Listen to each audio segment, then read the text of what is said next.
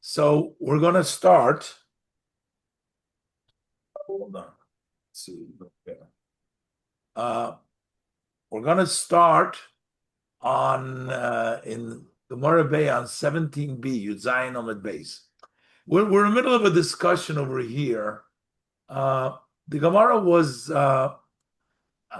wanted to know what happens if one did not put an Erev Tavshilin, he forgot, and he violated and he cooked. He wasn't supposed to cook. In order to cook for Shabbos from Yom Tov, you need to have put an Erev Tavshilin. But if you didn't put an Erev Tavshilin, what happens if you cooked, you didn't listen, and you cooked anyways? Are you allowed to eat the food? And the Gemara is trying to bring proofs from different places when people do a violation. What happens if they violate it? Is it help or it doesn't help? There's various different discussions over here. So the Gemara brought down the last piece of the Gemara. The Gemara brought down that a person who hadn't, in that case that the Gemara brought down was the person made an Erev Tavshilin, and then he ate up the Erev Tavshilin, and then what does he do? So the Gemara says, listen, you can't cook. But the Gemara says you can cook for Yom Tov.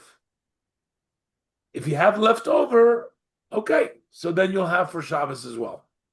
So basically, there's nothing you can do about it, basically. The Gemara says, if you ate up the Erev Tavshilin before you cooked, and now you're going to cook, that's in the Beitzah, that Beitzah says there's nothing you can do about it.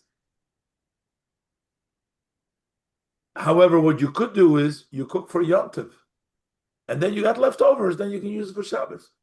But the Gemara says the condition is you can't make a trick. When could you eat on Shabbos from the leftovers that you cooked on Yom Tov? If it's really leftover, you cooked it for Yom Tov, and it was left over. But if you saw that you don't have any food for Shabbos, so you say, you know what? Maybe I need more. Maybe I'm going to have some guests. Let me go cook some more. That's called a trick. That's called harama. Yarim, you're tricking because you know you don't have any guests. You know that nobody's coming. So you're not allowed to do that. Okay. So the Gemara tried to say, if we see that we're not allowed to even make a trick if you don't have an Erev, so certainly the Gemara says, I'm not allowed to cook knowingly. I can't use, if you're saying that you can't make a trick. And if you made a trick, the Mishnah, the Beitzah said, it's asur, it's prohibited. So even if it was a trick, so in other words, I pretended that it was okay, and it was left over, and then I did it deliberately to have for Yom Tov, for Shabbos, then it's asur. So to go outright, the Gemara thinks to go ahead and cook for Shabbos when you know that you don't have an Erev, for sure that should be no good. That's how the Gemara tried to prove from this Beitzah. And a very interesting argument. Rav Ashi makes a very interesting argument over here. Rav Ashi's argument is, he says, no. He says it's worse to make a trick than it is to deliberately cook without an Erev, which means if you know you're not allowed to, and you're doing it anyways, that's not as bad as trying to trick and pretending like you're not cooking and cooking. We're not going to allow you to do it. Why? So he says, when you're doing it intentionally, you're cooking when you know you're not allowed to, you're a Russia. In other words, you're going against what the sages said, but other people won't learn from you because they don't want to violate it openly. But and the person himself will eventually do teshuvah. So we're not worried about the laws of Erev. But if we're going to have you making a trick, in other words, you're not even recognizing that you're doing anything wrong. It's a very interesting concept. We can apply it in life in many different ways. To make a trick and you're pretending and you're saying, I did nothing wrong, and you really did, then first of all, other people will follow you and you're not going to repent because you're going to think, oh, I got away with it. It's worse to deceive others and yourself that you're doing the right thing than doing outright the wrong thing. If you're doing the wrong thing, there's a good chance you'll do teshuvah. And there's a good sense that other people are going to say, well, I'm not going to do the wrong thing. But if you're deceiving yourself and you're saying, I'm not really doing anything wrong, because you're making a trick, like you're cooking for Yom Tov, you're really cooking for Shabbos, you're not going to do teshuvah. And other people learn from you. I always say, there's an easy way to get away. You pretend.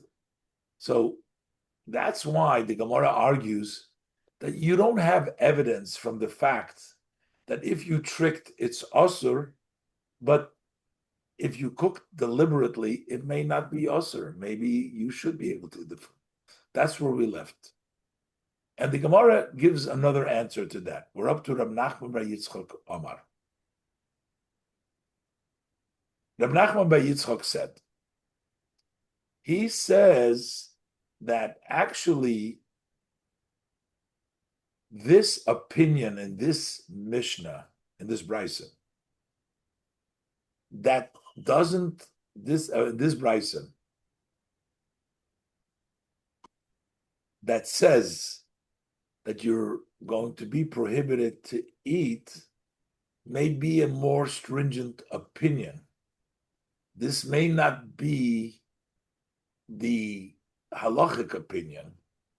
And maybe halachically, even if you made a trick, maybe you should be able to eat. The Gemara says maybe this halacha that you quoted from this Beitzah is not really the halacha. Let's look at the Gemara.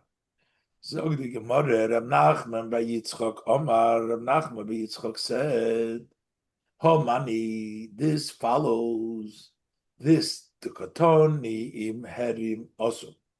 This, that the Beitzah said that if you made a trick, it will be prohibited. This goes Chananya. This goes like Chananya. The Chananya that we're going to quote in a minute.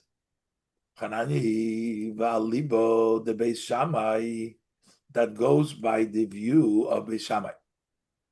Rashi says Chananya, the Shaminan lay the Machmir bei Ruvei Tavshilin va'alibo the Beis Shammai. We see that Chananya is a very stringent about the Ruvei Tavshilin.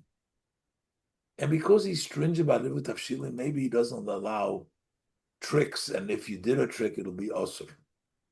But it doesn't mean that this is everybody's opinion. What does Chananya say? So the Gemara quotes a Beitzah. The Tanya, we learned in a Beitzah. Chananya oimer Beis Shammai emrim. Chananya say in the name, Chananya says in the name of Beis Shammai, that Beis Shammai say. Ein oifin elo imkein erev bepas. He requires every different malacha you want to do on Yom Tov for Shabbos to have a separate, its own erev. So he says, you can't bake elo imkein erev bepas unless you made bread an erev. Ve'ein mevashlin, you cannot cook elo imkein erev betafshil. You must make an erev with a cooked food. Ve'ein toimnin. Toimnin means when you put away the stuff for Shabbos, Elohim Kain Hoyu Chamin Tmunim Erev Yom Tov. Unless from Erev Yom Tov you already had hidden Chamin, then you go. So each item that you wish to do on Shabbos for Yom Tov has to have, for Yom Tov and Shabbos has to have its own Erev. It's only if it has its own Erev. Bread for baking, a cooked food for cooking, and hatmona, something hidden away for Shabbos in order to allow you to hide further. Okay, so that's the opinion of Beis Shammai. That's a stringent opinion. Beis Hillel say, Ma'arev betafshil echad. You make an erev with one cooked food, and you can do all your needs with it. You don't need a separate erev for each of the baking, cooking, hatmona.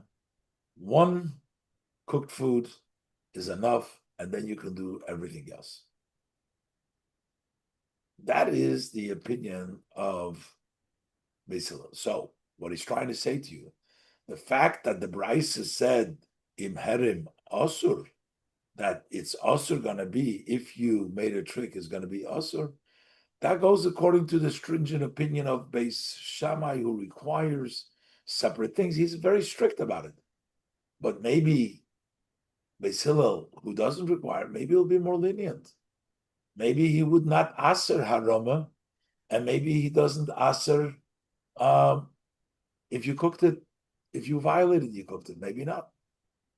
It seems like this is mixing up two different ideas. One is the idea of tricking, and the other is the idea of do you need a separate piece of the Erev Tafshilin for different types of cooking? You're absolutely right.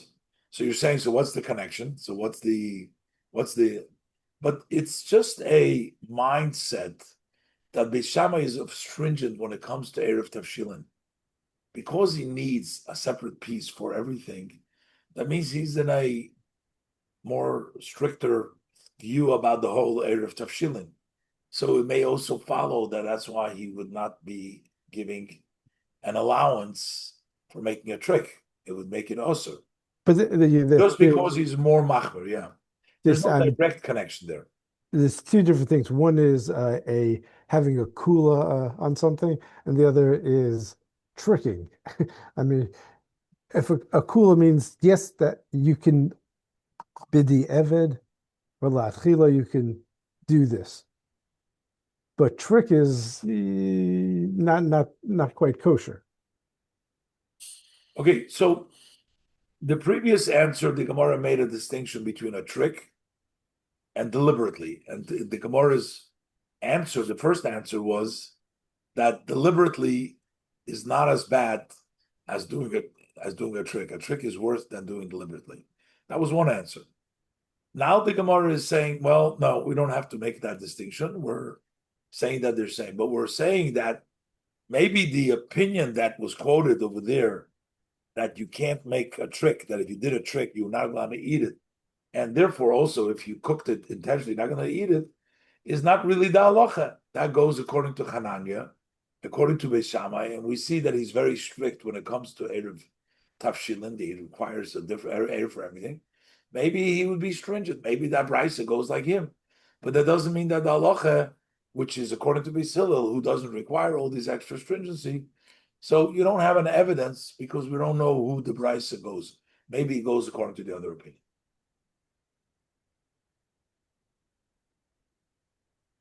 Let's see what the Gemara brings further. The Gemara is trying to bring further evidence.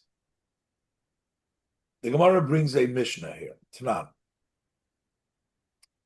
It says in the Mishnah, Hama'aser Pereisov B'Shabbos. One who tithes his fruit on Shabbos, which means before one can eat from his fruit, he has to give meiser, he has to give a tithing. The Chachamim don't want the person to tithe on Yom Tov or Shabbos because the rabbis say that it looks like you're fixing something. I mean, you're fixing halachically. You're not doing any, because the food is not allowed to be eaten without tithing. And when you tithe it, you're making the food uh, eligible to be eaten now. So that means fixing. On Shabbos, we don't do trumas and ma'aser. So a person who didn't listen, or actually we'll see the difference. Hama'aser peroisom b'Shabbos. One who tithes his fruit on Shabbos. If he did it b'shoigig, made a mistake. He forgot that it's Shabbos. He doesn't know that you're not allowed to tithe on Shabbos. And then he finds out you're not allowed to do it. Question is, can he eat the fruit that the tithing? So if he did it b'shoigig yochel, he can go ahead and eat it. If it is b'mezid, he did it as lo yochel. Zakt Rashi, lo yochel. Why shouldn't he eat it? Sha'avar al hashvus. He violated the shvus. The rabbi said not to do it. It's a shvus, a isur midrabanan called a shvus. Rest, don't do it. The rabbanan said don't tithe it. He violated intentionally.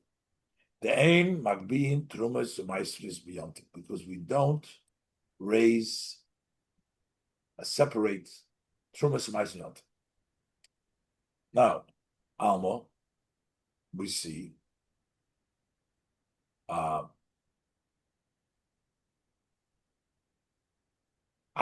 Bonon.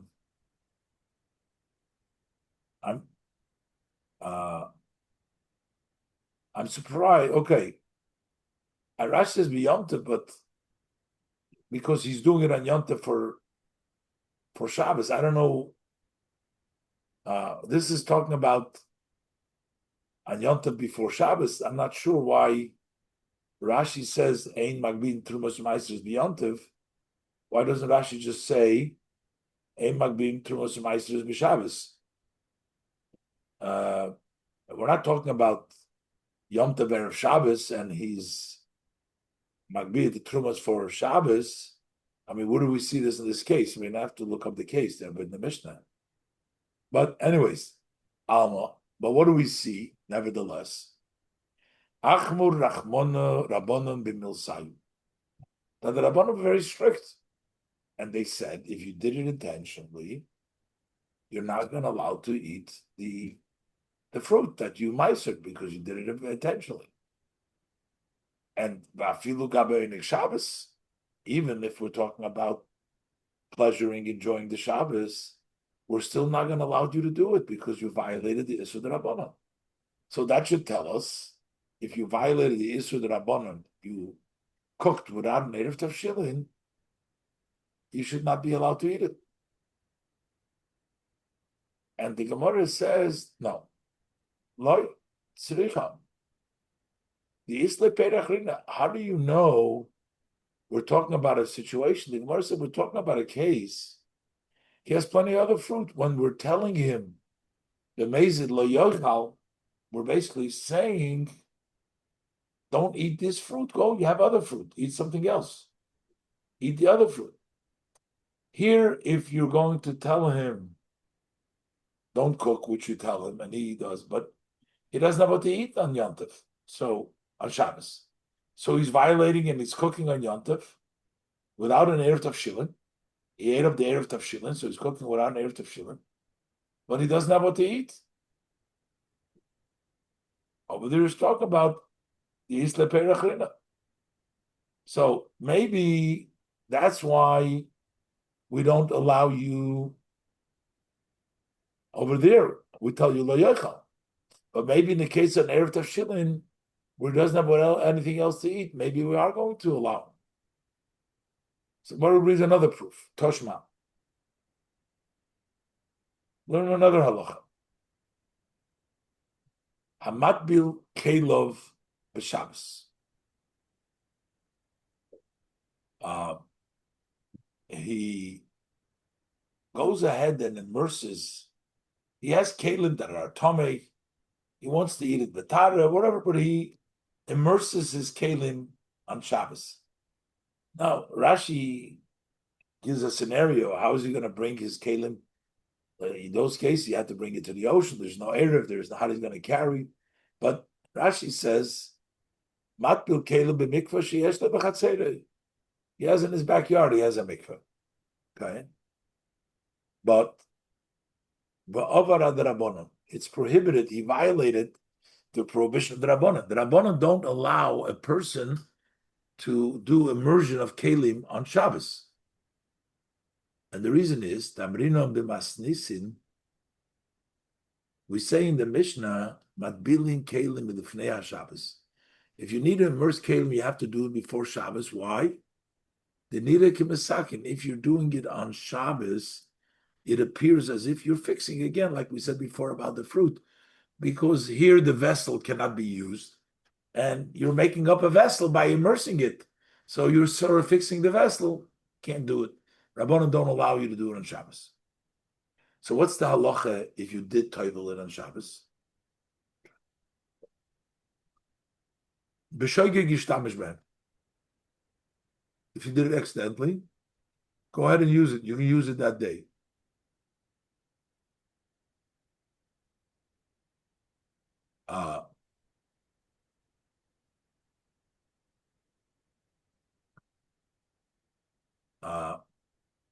I think this Rashi belongs over here. So you could use them that day. Why? Because you made an accident. It's okay. But b'mezid, if you did it intentionally, lo yishtamish b'hem, you can't use them. So you see that it's strict. Same thing is by erev. You violated. You cooked without an erev. Shouldn't be able to use it. And the Gemara says no. Maybe over there he has a choice. Leitzricha, the isle mone acharina. Maybe he has other vessels, so he's not that desperate over there. So if he didn't toivel this kelim, he'll use something else. Inami efshe b'shayla. Or the other possibility is maybe he can borrow other kelim. Therefore, if he did it b'mezid, we're not going to allow him to use those kelim. But maybe by erev tafshilin, he doesn't have what to eat. Maybe over there he's allowed to. So what's this toshma? Bring another scenario. Hamavashel b'Shabbos b'shoigig. One who cooks on Shabbos. Well, here we're going already talking about a violation of the Torah, right? Cooking on Shabbos accidentally. Yoichal, he can eat. The mezid, lo yoichal. But if he did it intentionally, can't eat. So you see that you violated an issue, you can't eat it. So the Gemara answers, Isur of the Shabbos Shaini. An Isur of Shabbos is different. The Rashi says, Isur of the Shabbos. Bishul Shabbos is Ma'avos Malachas. That's one of the main categories of Malachas. The Isur Skilahu. And there is a prohibition which has stoning with it. Hilkoch, Konsur, Rabbanon, Lemezid. That's why the Chachamim punished the intentionally. Avol avar ve'ofa b'yomtev l'Shabbos. But if a person violated and he baked a yomtev for Shabbos, Isur d'Rabbanan of it. He did an Isur d'Rabbanan. Who says that it's so terrible that we're not going to allow him to eat it after the fact? So the Gemara doesn't really resolve it. The Gemara didn't think that any of these cases that were brought to prove that it's usur is a proof for our case, and it remains unresolved. Okay.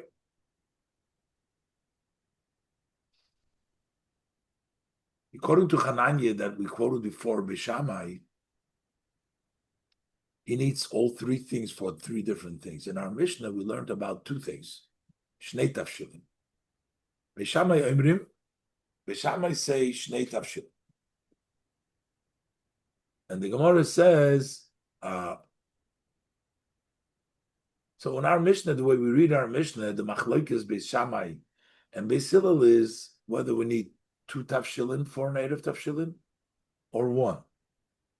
And the Gemara says, Masnisin loika haitana, the way it's quoted in our Mishnah, does not follow this Tana of the Beitzah, the Tanya. The Beitzah, it says a little different.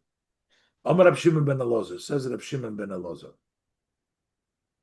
Moidim Beis Shammai u Beis Hillel al shnei tafshilin shetzarich. That says no. That Beis Shammai Beis Hillel, they both agree that you need 2 tafshilin.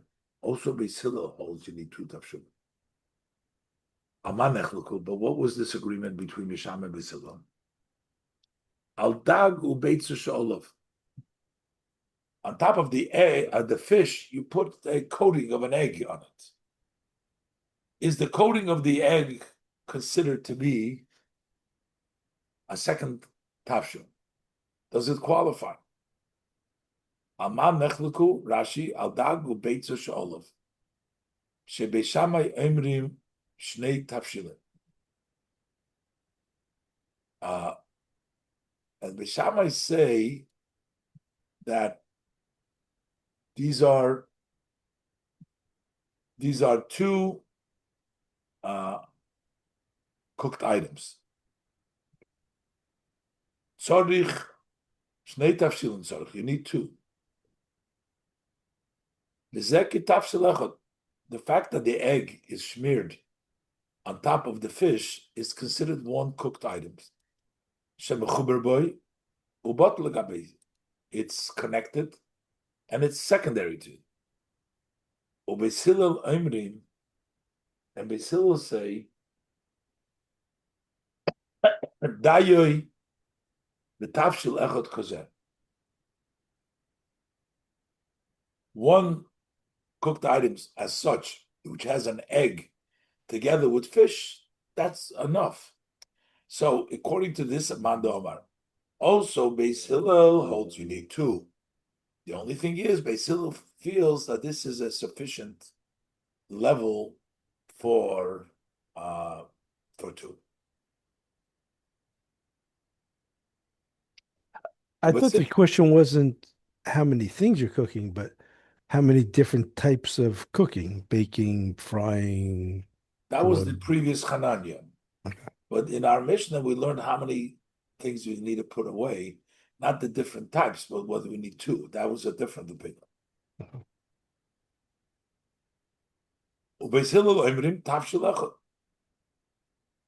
That 1 is enough.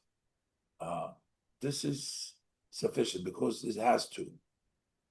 V'shavin, and they will all agree. She'im pirper Beitzah v'nosan l'toich hadag. Pirper Beitzah means that he took a cooked egg and he mashed it up. The egg, v'nosan l'toich hadag, gives it into the fish. Rashi. V'shavin, she'im pirper Beitzah mevushelas. A cooked egg. I guess a cooked egg is different than an egg you smear on top. It comes 1 with the fish. But over here, the cooked egg is separate. And he puts it into the fish. Everybody agrees that it stands by itself. So even Beis Shammai considers that to be 2. Oisherisek, kaplutis. Same thing, he mashed up kaplutis, karti, purulish blas. I think it's leeks. So if he crushed them up and he puts it in, v'noson techadat shem shnei tafshilin. That will be 2 tafshilin. But everybody requires 2 tafshilin. That was that Patani's opinion. But the Rava says Hilchas Hakitana Didan. the argument is whether we need two or one. The masnis diktoni b'silel shoru b'tavshil echad, v'aliv b'silel that one is enough. So he rules like Beis Hillel. Okay. Finally, it says achlu oishe avad. If he ate it up or it got lost, the erev, how does it lo yivashel olav? They shouldn't cook. So if it was eaten up middle of preparing, then you can't to cook. Amar Abaye says Abaye naktinon. The halacha is hischil be'isosei. If the person started doing his dough, he started to fix it to make it because he has an erev, and then the erev gets eaten up. Then the halacha is that the goymer that he can conclude. Okay, because we're going to take such a break, and so I'm not going to start the Mishnah. And the next time when we meet, we'll start from the Mishnah over here, and we'll call it a day. And once you guys get off, I will continue with Mr. Grayman. Okay. Thank you, Rabbi. Have a good evening, and be in touch about next week. Yes, we'll be in touch. Thank you. And Mitzvah Wednesday, we'll try.